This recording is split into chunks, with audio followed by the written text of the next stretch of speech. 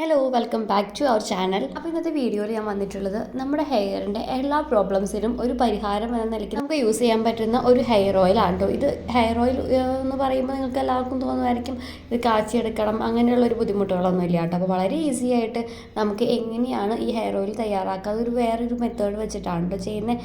അപ്പോൾ ഈ ഓരോ സ്റ്റെപ്പുകളും നമ്മൾ സ്കിപ്പ് ചെയ്യാണ്ട് കണ്ടു നോക്കുക. വളരെ ഈസിയാണ്. എണ്ണ കാച്ചി ചൂടാക്കി ഒന്നും വേണ്ട. വളരെ സിമ്പിളായിട്ടുള്ളൊരു മെത്തേഡിലാണ് കേട്ടോ ഞാൻ കാണിക്കുന്നത്. ഒരുപാട് പേർക്ക് ഹെയറിൽ ഡാൻഡ്രഫ്, അതുപോലെ തന്നെ ഹെയർ ഫോള്, സ്പ്ലിറ്റ് എൻഡ്സ്, അതുപോലെ തന്നെ മുടിയുടെ കട്ടി കുറഞ്ഞു പോകുന്ന അവസ്ഥ, അങ്ങനെ ഒരുപാട് പ്രശ്നങ്ങളുള്ള ഒരുപാട് പേരുണ്ടല്ലേ. അപ്പോൾ അതിനൊക്കെ ഒരു പരിഹാരമായിട്ട് നമുക്കൊരു സിറം പോലെ അല്ലെങ്കിൽ ഒരു ഹെയർ ഓയിൽ മസാജിങ് എന്ന പോലെയൊക്കെ നമുക്ക് യൂസ് ചെയ്യാൻ പറ്റുന്ന ഒരു ഓയിലാണ് കേട്ടോ ഇന്നത്തെ നമ്മൾ വീഡിയോയിൽ കാണിക്കുന്നത്. വളരെ ഈസിയാണ്. അതിന് വേണ്ടി ഞാനിവിടെ കരിഞ്ജീരകം എണ്ണയാണ് കേട്ടോ ഉണ്ടാക്കുന്നത്. കരിഞ്ജീരകം എണ്ണ കാച്ചിയെടുക്കാണ്ട് നമുക്ക് വീട്ടിൽ തന്നെ ഉണ്ടാക്കാം. അതുപോലെ തന്നെ നല്ല റിസൾട്ട് നമ്മുടെ ഡാൻഡ്രഫിനൊക്കെ എത്തിയിട്ട് നന്നായിട്ട് ഫൈറ്റ് ചെയ്യും.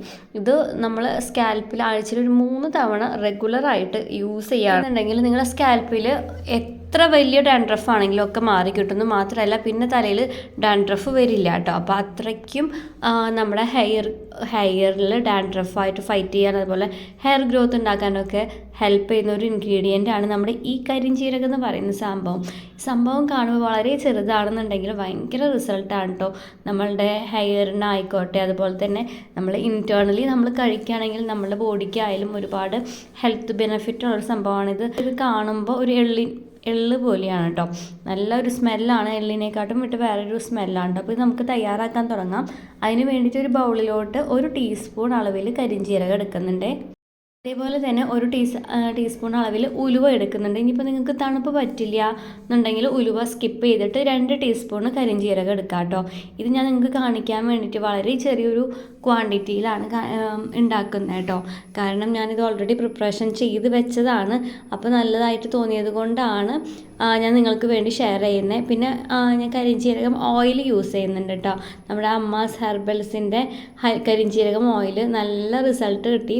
അപ്പോൾ അതുകൊണ്ടാണ് ഞാൻ നിങ്ങൾക്ക് വീട്ടിൽ തയ്യാറാക്കാവുന്ന ഒരു രീതിയിൽ ഞാൻ നിങ്ങൾക്ക് പരിചയപ്പെടുത്തി തരുന്നതാണ് കേട്ടോ. അതുപോലെ കരിഞ്ജീരകം അത്രയ്ക്കും റിസൾട്ട് ഉള്ളത് കൊണ്ടാണ് ഞാൻ ഇങ്ങനെ ഒരു വഴി നോക്കിയത്. അപ്പോൾ ഞാൻ യൂട്യൂബിൽ ഇങ്ങനെ നോക്കിയപ്പോൾ ഒരുപാട് ഗൂഗിളിലൊക്കെ സെർച്ച് ചെയ്ത് നോക്കിയപ്പോൾ കരിഞ്ജീരകത്തിന് അത്ര ഗുണങ്ങളാണുള്ളത്.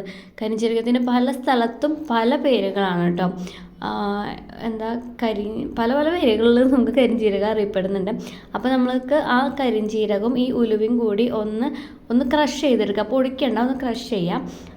ഞാനൊന്ന് പൊടിച്ചെടുത്തിട്ടുണ്ട്. വല്ലാണ്ട് പൗഡർ ആക്കണ്ട, അന്നൊന്ന് ചതച്ചെടുത്ത പോലെ ഉണ്ടല്ലോ, അങ്ങനെ ആക്കിയിട്ട് നമുക്കൊരു ഗ്ലാസ് ജാർ എടുക്കുക. ഗ്ലാസ് ജാറിലോട്ട് ഈ കരിഞ്ജീരകത്തിൻ്റെ നമ്മൾ ചതച്ച ഉലുവയും കരിഞ്ജീരകം കൂടി ചതച്ചതിടാം കേട്ടോ. ഇനി നിങ്ങൾക്ക് ഞാൻ നേരത്തെ പറഞ്ഞ പോലെ തണുപ്പ് പറ്റില്ല എന്നുണ്ടെങ്കിൽ 2 ടീസ്പൂൺ കരിഞ്ജീരകം എടുക്കുക. പിന്നെ ഇതിലോട്ട് നമ്മൾ നല്ല ശുദ്ധമായ വെളിച്ചെണ്ണയാണ് കേട്ടോ. ഞാനിപ്പോൾ ഈ കുപ്പിയിലോട്ട് ആക്കി വെച്ചിക്കാന്നുള്ള വെളിച്ചെണ്ണ ഒഴിക്കുക. ഇപ്പോൾ നിങ്ങൾക്ക് വേണമെന്നുണ്ടെങ്കിൽ ഈ ബോട്ടിൽ ഫുള്ള് ഒഴിക്കണമെങ്കിൽ ഒഴിക്കുക. ഞാൻ നേരത്തെ പറഞ്ഞ പോലെ ഞാനിത് ഓയിൽ പ്രിപ്പറേഷൻ ഓൾറെഡി ചെയ്ത് വെച്ച കാരണം നിങ്ങൾക്ക് കാണിക്കാൻ വേണ്ടി ചെറിയ ക്വാണ്ടിറ്റിയാണ് ചെയ്യുന്നത്.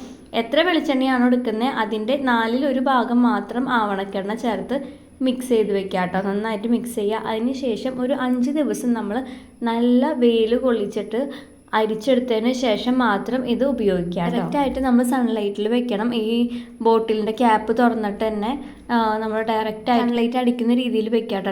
അതായത് നമ്മൾ ചെറിയൊരു ഷെയ്ഡ് പോലെ വെയിൽ കിട്ടിയിട്ട് കാര്യമില്ല. ഡയറക്റ്റായിട്ട് ഇതിൻ്റെ ഉള്ളിലോട്ട് സൺലൈറ്റ് അടിക്കണം. അതിന് വേണ്ടിയിട്ട് വായുവട്ടമുള്ള കുപ്പി നോക്കി എടുക്കാൻ ശ്രദ്ധിക്കുക കേട്ടോ. അപ്പോൾ അത് കാരണമാണ് ഞാൻ ഇത് നമ്മൾ ചൂട് കൊള്ളിക്കണ കാരണം കൊണ്ടാണ് ഗ്ലാസ് ജാർ തന്നെ എടുക്കണം എന്ന് നിർബന്ധം പറഞ്ഞത് കേട്ടോ.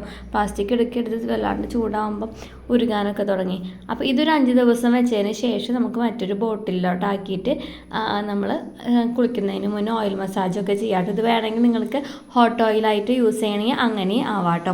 അപ്പോൾ എല്ലാവരും ജസ്റ്റ് ഇതൊന്ന് ട്രൈ ചെയ്ത് നോക്കുക. നല്ല അടിപൊളി റിസൾട്ടാണ് കേട്ടോ നമ്മുടെ കരിഞ്ജീരകം എണ്ണ. അപ്പോൾ ഇത്രയേ ഉള്ളൂ. ഇന്നത്തെ വീഡിയോ ഇഷ്ടപ്പെട്ടാൽ ചാനൽ സബ്സ്ക്രൈബ് ചെയ്യാം കേട്ടോ. അപ്പോൾ നമുക്ക് മറ്റൊരു ദിവസം അടുത്തൊരു നല്ല ടോപ്പിക്കായിട്ട് വരുന്നവരേക്കും till then take care, by.